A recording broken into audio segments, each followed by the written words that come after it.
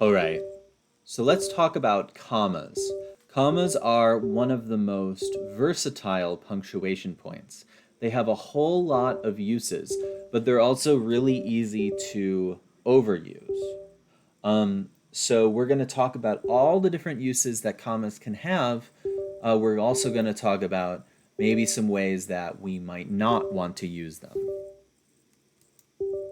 So the first way to use a comma, to join independent clauses with and or but and other coordinating conjunctions.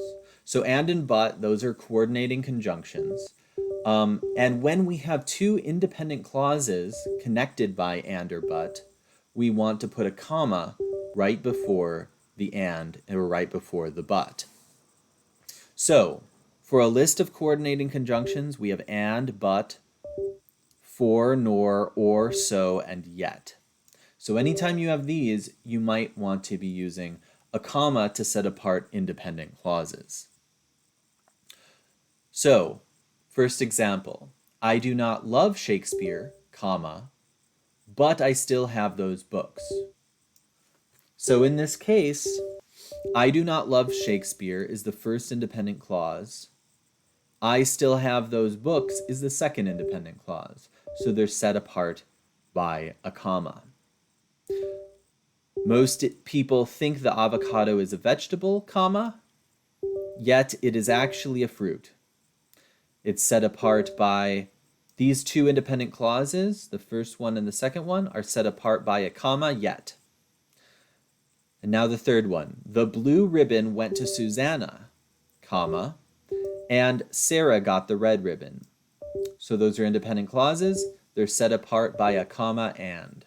So anytime you could have two sentences, right, two independent clauses, but those are conjoined by a conjunction like and or but, then you want a comma before the and or but because you're setting apart two independent clauses.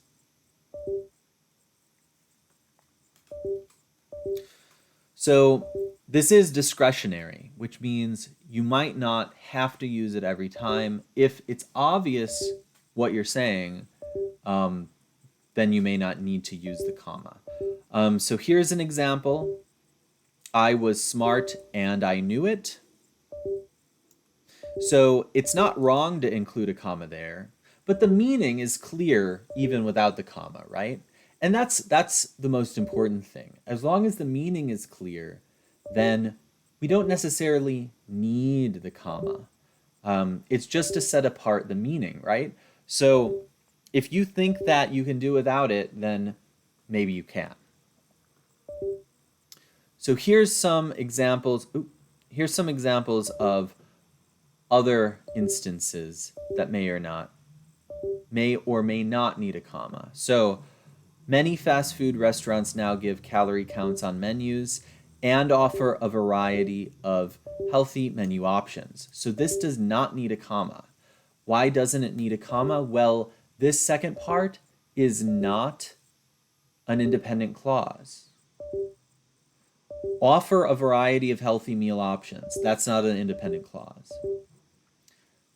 Let's look at this second one. Augustine wrote extensively about his mother. Augustine wrote extensively about his mother, but mentioned his father only briefly. So in this case, we get rid of the comma as well. Why do we get rid of it?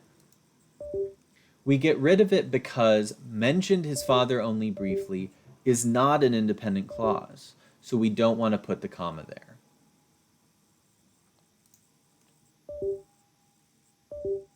All right. Second way to use commas, to set off introductory words.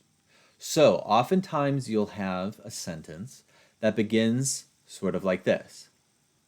Typically, comma, a girl has a best friend with whom she sits and talks, frequently telling secrets. All right, so that word typically, that's an introductory word. Here, we have an introductory phrase. In terms of wealth rather than income, the top 1% control 40%. So that's an introductory phrase. It it gives you an introduction to what the rest of the sentence is going to be about, but in a phrase. So we put the comma there for clarity. This is marking off the introductory phrase. Here we have more examples. Even ignoring the extreme poles of the economic spectrum, we find enormous class differences. So here's an introductory phrase that introduces the conditions of what comes next, right? And sets it apart because it's introductory. That comma is needed particularly to set apart these longer phrases that might become confusing, more confusing the longer they get. Next one. When Miss Emily Grierson died, comma, our whole town went to her funeral. So here's the introductory phrase. It's separated by a comma from the rest of the sentence. What's notable about these sentences is that they all could be written without an introductory phrase, right? But the introductory phrase helps to clarify the conditions of the sentence. So take this one for an example. Our whole town went to her funeral. That's a perfectly reasonable sentence by itself. You could take that independent clause, separate it out, and it could be a sentence.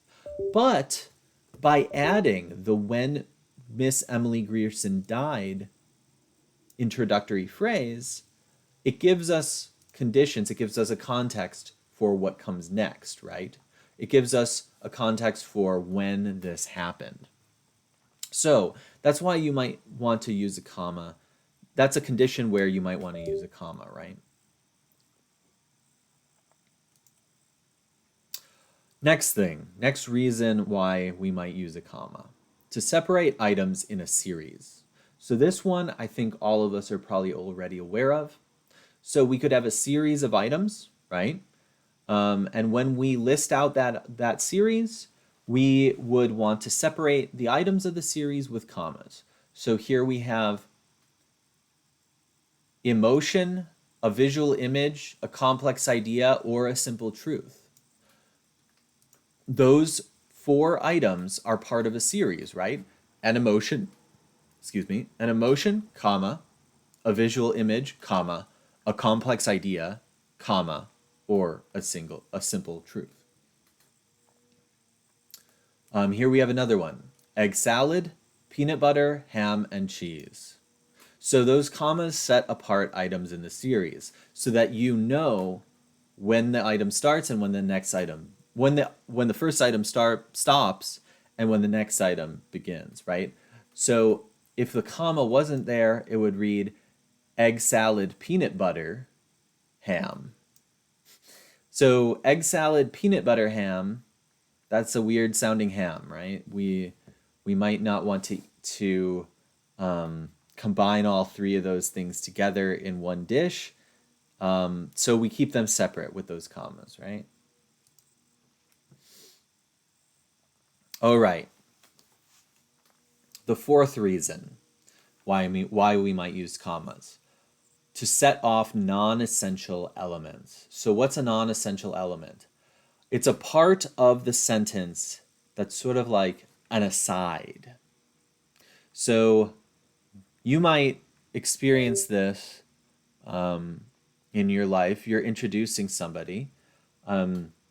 I could introduce my friend. I'd be like, oh, here's John, comma, here's my friend John, comma, my friend from school. He and I are working on a project together. So we have this aside, right? And when we do an aside like that, we can use a comma to mark off the aside. So here we have Spanish, which is a Romance language, is one of 6 official languages at the United Nations. So what you can notice there is that if you got rid of this part of the sentence would do just fine without it. Spanish is one of the 6 official languages at the United Nations. So the sentence can flow without that non-essential element. So when we put a non-essential element, we might want to put it aside by commenting it off. But we don't want to do that around essential elements. So here's an example of an essential phrase or essential part of a sentence that we can't just comment off. Navajo is the Athabascan language that is spoken in the Southwest by the Navajo people. Okay, so you might be tempted to say that this is a non-essential element, but it is essential. If we just said Navajo is the Athabascan language, that wouldn't complete the sentence. What the sentence is saying is it is the Athabascan language that is spoken in the Southwest by the Navajo people. So the whole sentence there is necessary for the meaning. So here's a good example of how we use this in day-to-day life. My sister, Trin, just auditioned for Cirque du Soleil. So this Trin part gives you that added information, what's her name? But you could say the sentence perfectly fine without it. My sister just auditioned for Cirque du Soleil. So that's an example of how you might set off a non-essential element, right? Now the meaning can actually change because of the comma usage here. So in this case, the writer only has one sister. But in this case, the writer has more than one sister. How do we know that? Well, so in this case, it's not essential that we put Trin here, which means we would have known that it's her only sister, Trin. In this case, though, it's essential that she puts Trin here because she has more than one sister and has to specify which sister it is that auditioned for Cirque du Soleil. So you see how that can change the meaning. So in the case that you just have one sister, you wouldn't have to specify. It would be non-essential to specify. But if you had a lot of sisters, you would have to specify which one, so it would be essential. So the meaning changes there. So here's some more examples. He always drove Chryslers, which are made in America. This is non-essential. He always drove cars that were made in America. That is essential. Why is this non-essential and this essential? Well, in this case, Chryslers, which are made in America, he's already specifying the type of car, Chrysler, which are made in America. So we know already what kind of car it is. So it's not essential to specify. But if you say he always drove cars that were made in America, then you have to specify that were made in America. You have to specify this next part because otherwise this cars is underspecified. We don't know where those were made necessarily. They have to be specified. So it's essential to add that next part. How about this next one? I fumble in the dark trying to open the mosquito netting around my bed. I see my mother clutching my baby sister.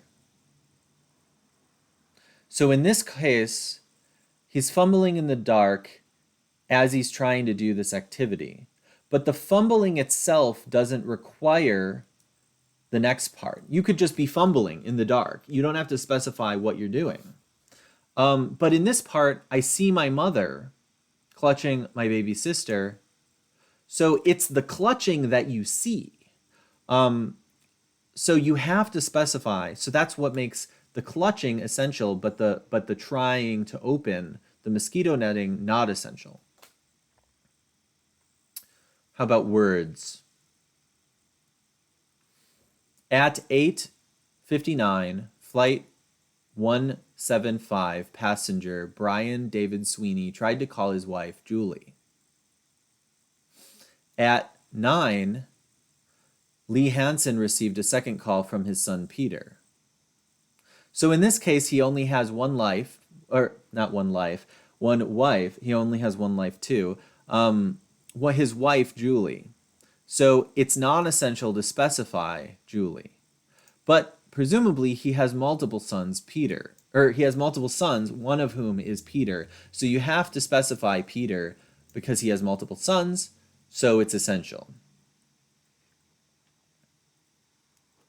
Good. So that can be a confusing thing to determine sometimes, whether it's essential or non-essential. But these examples, I think, do a pretty good job of showing which is which.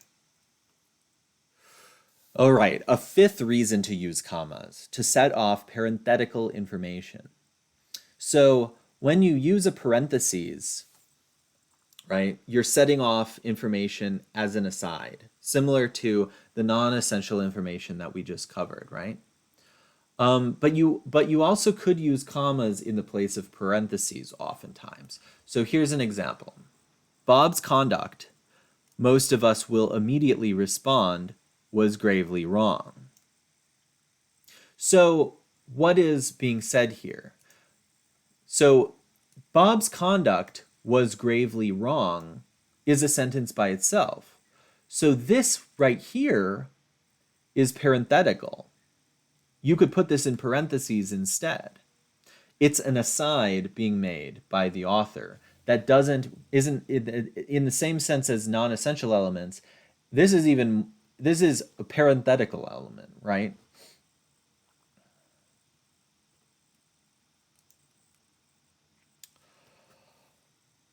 A sixth reason why you might use a comma, to set off transitional expressions. Okay, so we've talked about transitions. Commas are often used to set apart transitions. So here we have an example. The real world, however, is run by money. So in this case, however, is a transition. However is being used for rhetorical effect here, but it needs to be set off by commas because when you put a transition like that, the transition's interrupting the sentence. Putting the commas there helps clarify that it is a transition, that it's making an interruption, and then that we're carrying on the sentence after the commas, right? What's another example? Here we have a sentence. There are few among the poor who speak of themselves as lower class. Semicolon, so we know that that independent clause is ending.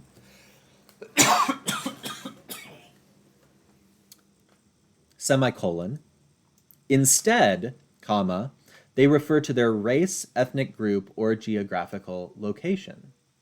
So in this case, instead is transitional. Instead is the transition. Like an introductory phrase, we set it apart with a comma. A seventh way to use commas, to set off direct quotations. So whether we're quoting for a story where characters are talking, or if we're quoting for a research paper in which we are drawing in other sources, we want to set that apart in many cases with a comma, specifically when you're quoting a full sentence from the speaker. So in this case, Pa shouts back, I just want to know where the gunfire is coming from. In this case, we have this signal phrase that we're setting off the quotation. It's going to end with a comma. Here's another example. You put a slick and a con man together, comma, she said, and you have predatory lenders. So in this case, the signal phrase, she said, comes in the middle of the sentence, right? In the middle of the quotation, rather. So in this case, you have to put the quotation first, the first part of the quotation first, then end it with a comma, and then when you begin again, you're finishing the quotation, you want to mark off after the signal phrase a comma again, and then finish the quotation. This is sort of like the cases that we discussed, like an aside. We're setting off the she said as a type of aside, but in this case, it's not an aside, so to speak. It's something happening outside of the speaker, something outside of the thing quoted, right? And this last example, death and life are in the power of the tongue, comma, says the proverb. So in this case, the signal phrase is at the end. So you end the quote with the comma and then put the signal phrase.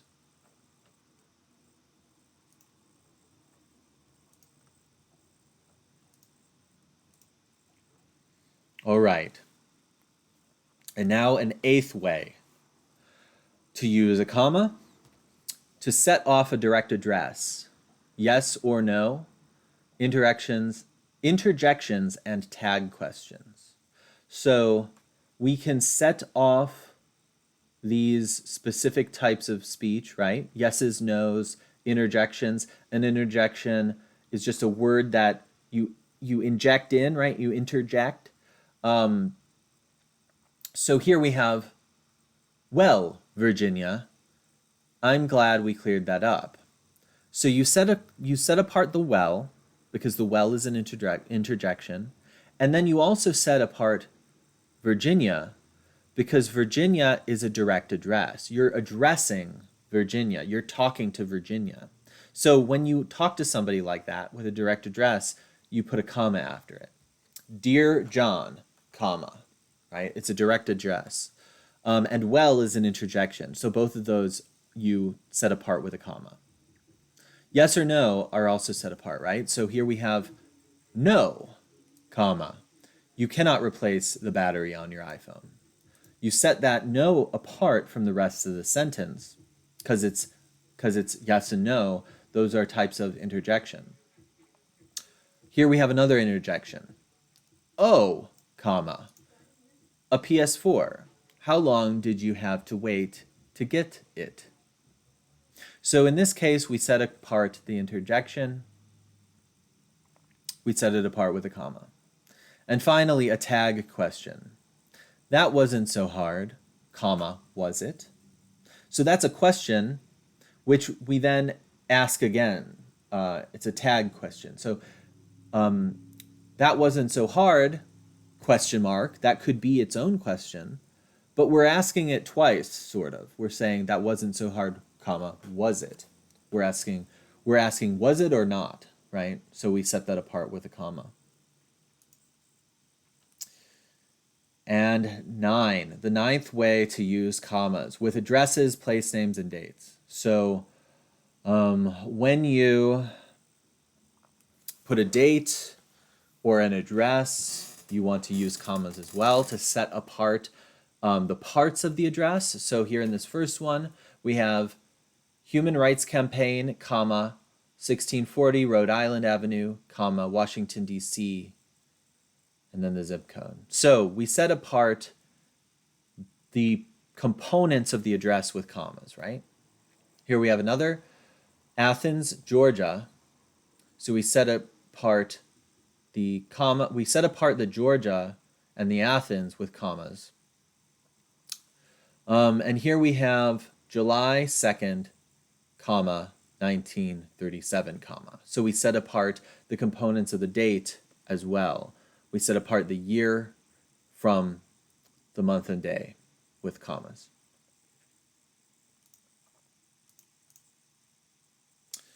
All right, so those are the 9 different ways we have here of using commas. So what are situations where we might want to use a comma mistakenly and have to fix our comma usage? So let's look at a first one. The first one, we don't want to use a comma between a subject and a verb. Okay, so what the organizers of the 1969 Woodstock concert did not anticipate was the turnout. We don't want to use a comma there because this is all part of the same clause, right? The what is the subject and the was is the verb. And this is what the what is, right? This whole phrase right here is the what. So this is all part of the main independent clause. So we don't put a comma there. The event's promoters turned down John Lennon's offer. So in this case, the event's promoters, that's the subject. That's the subject of the sentence, and then the verb is turned down. So we don't want to put a comma between the subject and the verb. We don't want to put a comma between the verb and its object either. So pollsters wondered, comma, how they had so poorly predicted. So we don't want to put a comma here because this is just the object of the verb. This is what they wondered about. Every prediction indicated, comma, that Dewey would defeat Harry Truman. Again, this is what they indicated. This right here is what they indicated, so we don't put a comma there. The Chicago Tribune's famous wrong headline was an embarrassment to the newspaper. What was? It was an embarrassment to the newspaper. You don't want to put a comma between the between the verb and its object, right? Or in this case, it's what the wrong headline was, right? You don't want to put if I say he was a teacher, you don't put a comma between the was and teacher, right? That's what he was, so it's all part of the same sentence. It's all part of the same clause of the sentence. All right, you don't want to put it after a coordinating conjunctions. Remember, you want to put it before. So in this case, they put it after the and. You really want to put it before the and, right? Or in this case, if it's not independent clauses, you don't want to put it at all. Here we have a case, but, comma. We don't want to put it after the but. We want to put it before the but if it's separating out independent clauses, right? We don't want to put it after as or like.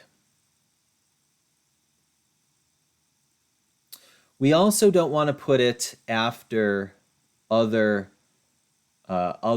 punctuation. So we don't want to put it after a question mark. We don't want to put it after an exclamation point. That would be redundant, right? We just want one punctuation point. All right, and that's all we have about commas.